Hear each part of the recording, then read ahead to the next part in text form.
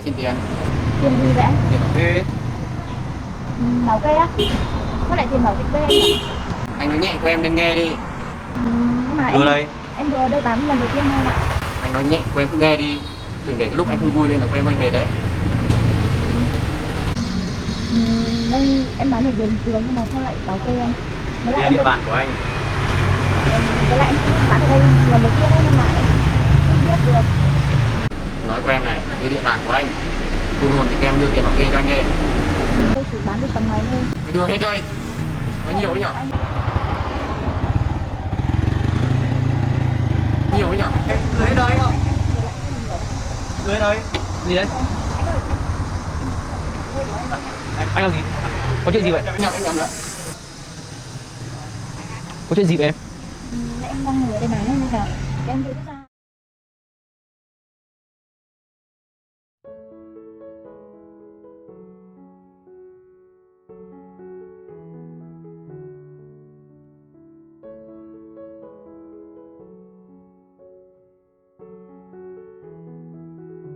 The first light of dawn filtered through the misty hills, casting a gentle golden glow across the sprawling fields as Tieu Nu stepped onto her battered farm. The air was cool, carrying the damp, earthy scent of dew-soaked soil, but the serenity was shattered by the devastating sight before her. The recent epidemic had torn through her poultry. Chickens and ducks lay scattered across the yard, some still and lifeless with mud-caked feathers, others weak and gasping, their once cheerful clucks reduced to a faint, mournful whisper.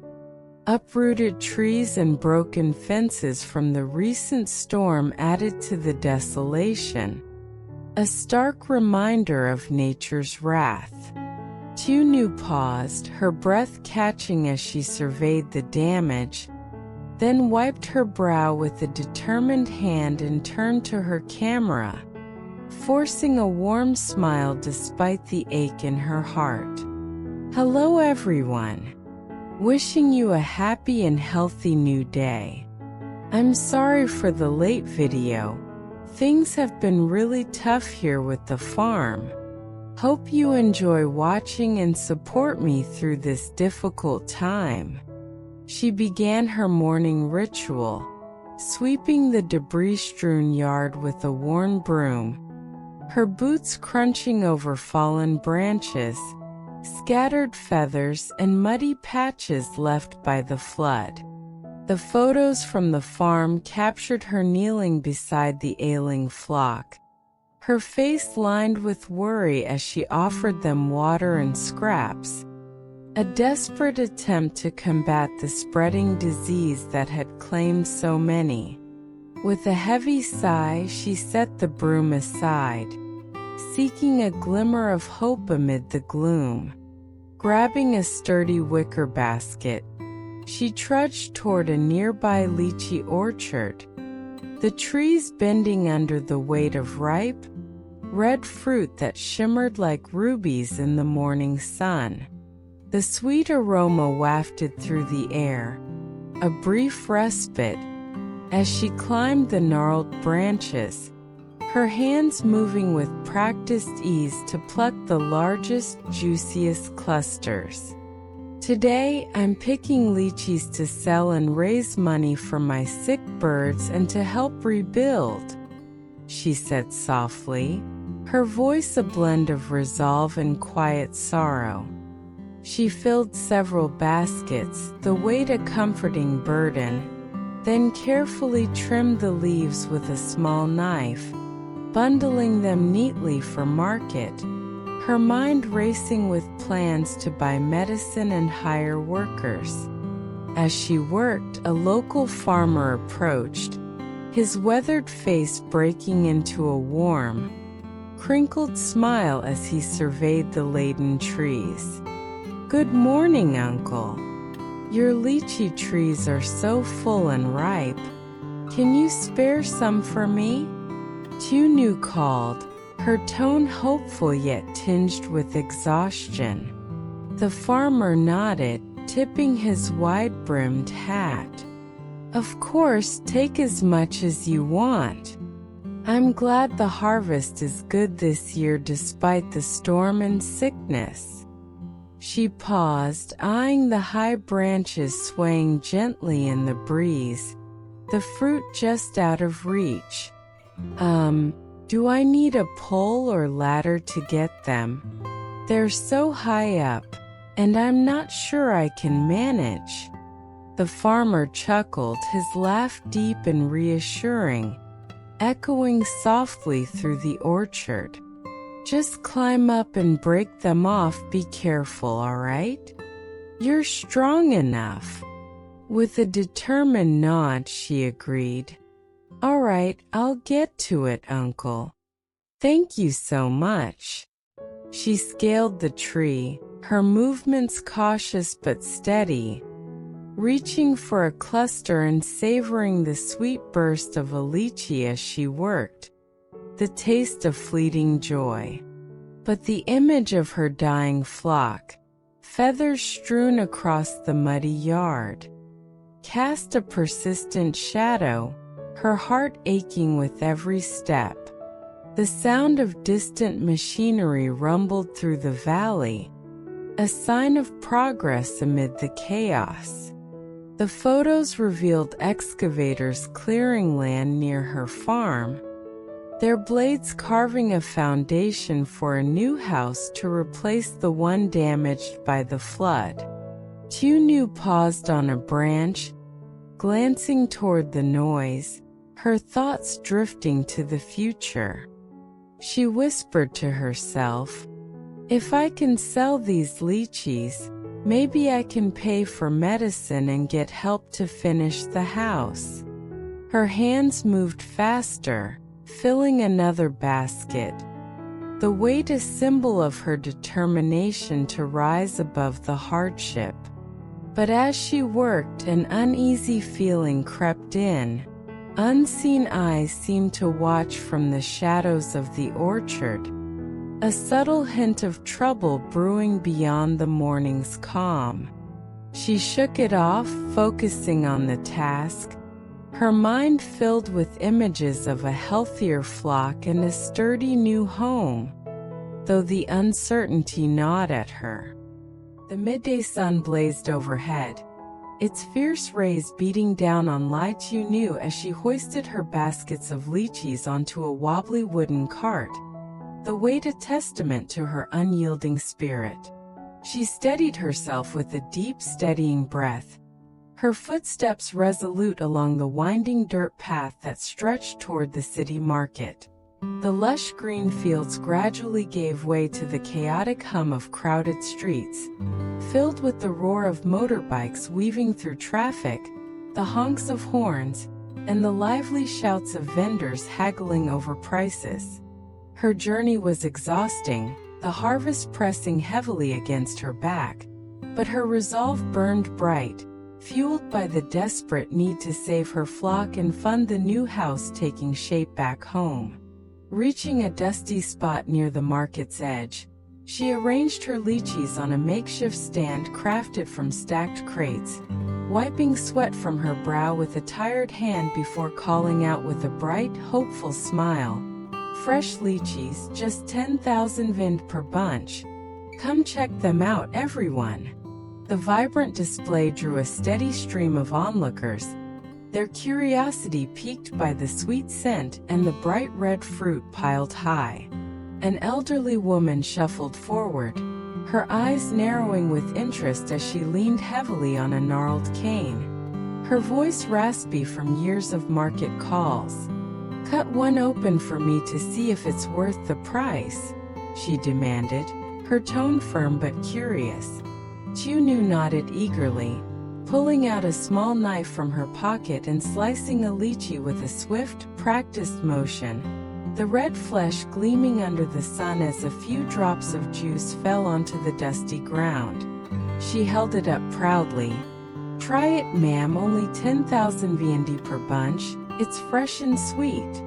The woman took a bite, her stern face softening into a rare, approving smile. Very good. I'll take 2 bunches. Make sure they're packed well, young lady. Tieu Nu wrapped them carefully in a cloth, her hands trembling slightly from the heat and fatigue. The small success a brief comfort amid her struggles. A young man approached next, his woven basket swinging at his side, his voice casual.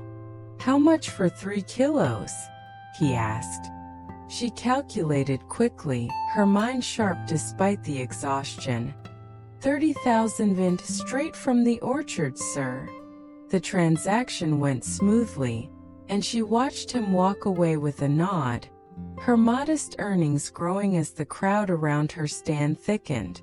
Back at the farm, the sound of machinery grew louder, a steady rumble cutting through the midday heat as workers toiled under the relentless sun. The photos showed excavators leveling the land, their metal blades carving a solid foundation for the new house, while laborers stacked stones to reinforce a dike against future floods. A local worker approached Tieu Nu's stand, wiping sweat from his brow with a rag, his face tanned and lined from days in the field. "Morning, miss. The dike's shaping up nicely. Those stones will keep the water away from your place next time," he said with a tired grin. She nodded, relief washing over her. "That's a huge relief. Can you weigh these lychees for me, please?" He chuckled, waving a hand. "No need to weigh, I'll take the whole lot for 50,000 VND. Keep the change as a thank you for your hard work." Grateful, she handed over the baskets. "Thank you so much, uncle. With the dike up, my home will be safe now."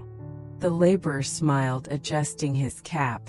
"We'll have the house done soon, just hang in there, miss. The crew's working hard." The market buzzed around her, a barber nearby clipping a customer's hair, the hum of clippers blending with the crowd's chatter, a small sign of normalcy amid her ongoing battles. Tieu Nu balanced her handheld scale, calling out with renewed energy, 2 kilos 20,000 VND. A middle-aged woman approached, her eyes bright with interest, and grinned. "I always miss your sellouts. Caught you just in time today."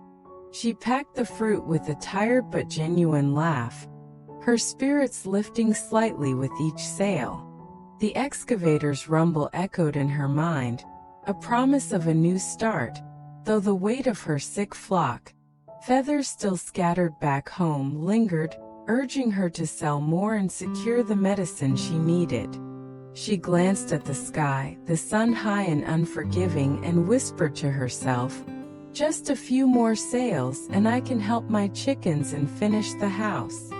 The afternoon sun dipped lower, casting long, stretching shadows across the market as Tieu Nu set up her lychee stand. The clock ticking to 6:01 p.m. plus 07 on Saturday, June 7, 2025. The photos revealed a vibrant, bustling scene. Vendors shouting over the din, buyers haggling with animated gestures, and motorbikes weaving through the throng with a constant hum. The air was thick with the mingled scents of ripe fruit, grilled street food, and exhaust fumes, the market alive with the day's final energy. "Fresh lychees, 10,000 VND per bunch," she called out, her voice bright with optimism as she arranged her wares on a foam-lined crate borrowed from a neighboring vendor. "Ma'am, can I borrow your foam lid to keep them fresh?" she asked politely, receiving a kind nod and a quick, "Go ahead, take it." A woman approached, her curiosity piqued by the vibrant display. "Can I try one before I buy?" Tieu Nu smiled warmly, slicing a lychee with a swift motion using her small knife, the red flesh gleaming as she offered it. "Taste it, it's really sweet." The woman took a bite, nodding with approval. "Nice flavor. I'll take 2 bunches, please. Sales began to flow. A man bought 2 large clusters for 20,000 VND, commenting, "These look perfect for my family," while another woman took 4 for 30,000 VND, saying, "I'm cooking a big meal tonight." A young boy lingered, eyes wide, and she handed him a free sample, his delighted grin warming her heart. Tieu Nu's earnings grew steadily, stacking up in a worn pouch, her spirits lifting as she chatted with customers, learning one was preparing a feast for a celebration, the market a temporary escape from her troubles. But the peace shattered abruptly.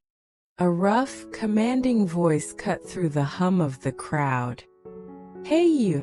Pay the protection money." Tieu Nu froze, her hand stilling on a bunch of lychees, and turned to face a burly man with a menacing glare, his presence a stark, intimidating contrast to the lively market around her. "What money?" she stammered, her heart racing with sudden fear. "Protection fee, this is my turf. Hand over 200,000 venda now," he snarled, stepping closer, his shadow falling over her stand.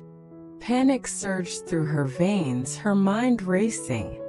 "I just started selling, I don't have 200,000. I've only sold a few bunches so far," she pleaded, her voice trembling as she clutched her pouch. His eyes narrowed, his tone growing harsher and more threatening. "Give me everything you've got, or I'll smash your stand to pieces. Are you paying or not?" He loomed over her display, his hand hovering menacingly near a stack of lychees, ready to scatter them across the dirt. Terror gripped her chest, her fingers fumbling with the pouch's tie. But before she could react, a local shopkeeper from a nearby stall noticed the confrontation and stepped forward, his voice firm and protective. "What's going on here?" he demanded, his eyes locked on the thug. Tieu Nu gasped, relief mixing with fear. "He's demanding protection money, but he hasn't hurt me yet." The shopkeeper glared at the man, his stance unyielding. "Back off right now, or you'll have to deal with me and the whole market." The thug hesitated, sizing up the shopkeeper and the growing attention from nearby vendors, then retreated with a muttered, "You'll regret this," his figure disappearing into the crowd.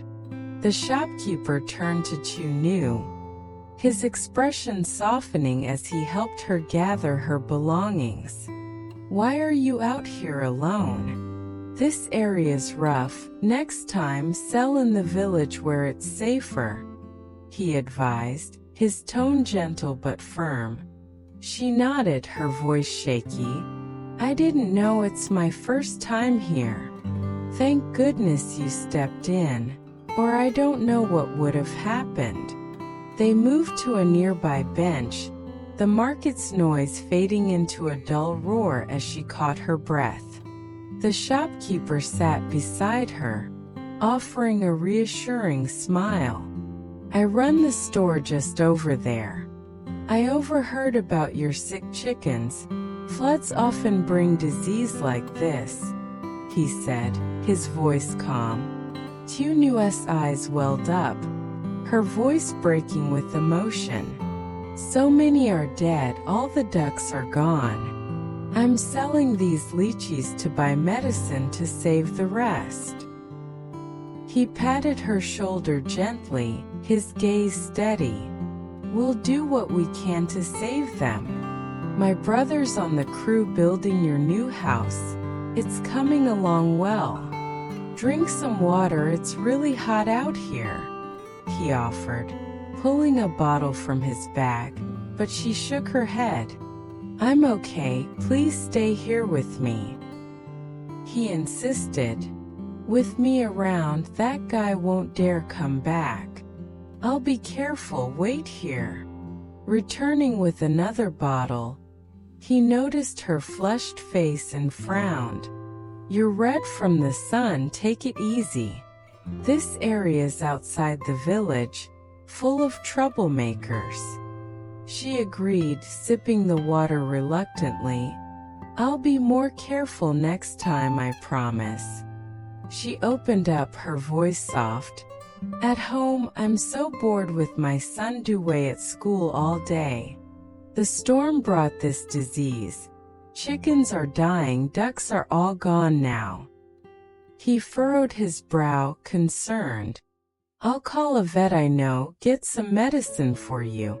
How many have you lost? She teared up, her hands trembling. Lots. Ducks are all dead and the chickens are fading fast. He reassured her. Don't worry, we'll manage. Saving even a few is worth it. As the clock neared 5:30 p.m., they began packing up, the shopkeeper insisting on driving her home. Let's get you back before it gets darker. The drive was quiet, the car rumbling past the farm where excavators hummed steadily, their lights flickering as they worked into the evening. The photos showed the foundation taking shape, a new house rising from the flood's ruins. Tieu Nu gazed out the window, the weight of her loss is heavy, but the sight of progress sparked a flicker of hope. The house will be ready soon, and maybe the vet can help, she murmured. The shopkeeper nodded. We'll keep pushing forward. You're not alone in this. As they pulled up, the distant cluck of a surviving chicken reached her ears, a fragile sign of life amid the chaos, strengthening her resolve to fight on.